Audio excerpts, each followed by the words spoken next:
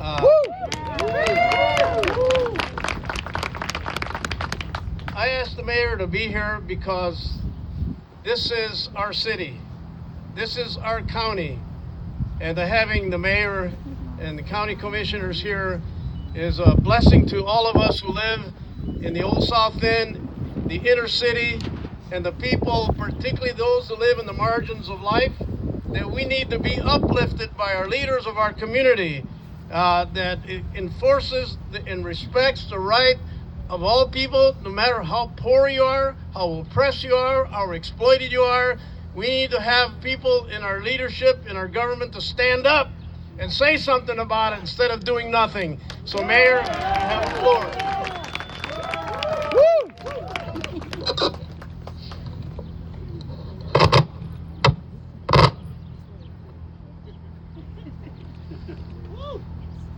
First, they came for the communists, but I didn't speak out because I'm not a communist.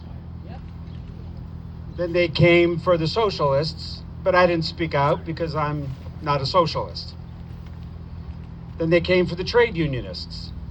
I didn't say anything because I'm not a trade unionist. Then they came for the Jews, but I didn't speak out because I'm not a Jew. And when they finally came for me, no one spoke out for me because there was no one left.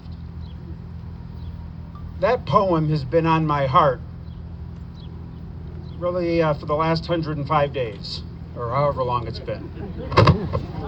It is it was turned into a poem, but it was really a confessional written by a Lutheran pastor in the late 40s, right after World War II.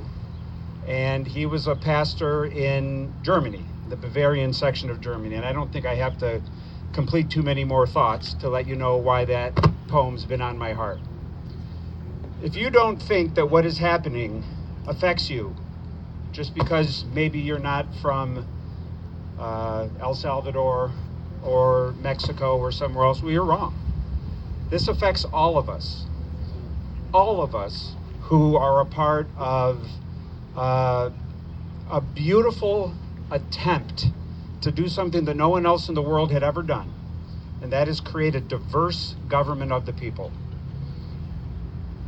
Keep ancient lands, cries she through silent lips. Send me your tired, your poor, your huddled masses, yearning to breathe free. The wretched refuse of your teeming shore. Send these, the homeless, tempest tossed to me.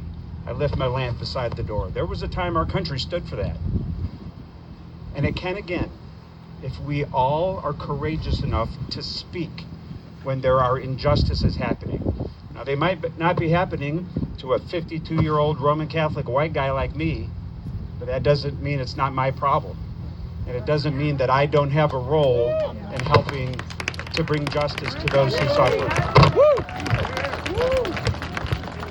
I think it's important that you know who is here fighting for you. I want to recognize the members of Toledo City Council who are here. I see your councilwoman, Teresa Gaddis. I'm sorry.